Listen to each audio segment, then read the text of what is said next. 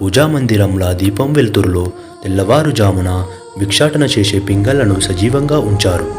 తన కవితలు, ప్రవచనాలు మరియు కథల ద్వారా వారి పేరు ఆధ్యాత్మికత, అద్భుతాలు, మంత్రవిద్య, రహస్య డబ్బు, చేతబడి, తంత్రమంత్రం మొదలైన అనేక సందర్భాలలో ఉపయోగించబడుతుంది.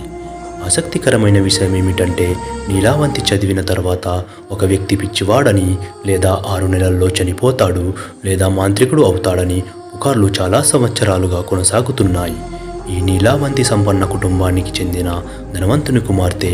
ఆమెకు పక్షులు, కీటకాలు మరియు జంతువుల భాషతో పాటు తిత్వీపల్, గుడ్లగూప, కాకి, పిచ్చుక, కొంగ, నక్క, తోడేలు మొదలైన భాషల గురించి తెలుసు. చాలా జంతువులు మరియు పక్షులు కూడా అతనికి రహస్య సంపద దాచిన స్థలాలను చెప్పాయి. ముంగిస వంటి జంతువులు అతనికి ఈ సంపదకు మార్గం చూపుతాయి, ఎందుకంటే ముంగిస కుబేరుని వాహనం. ఈ ముంగిసల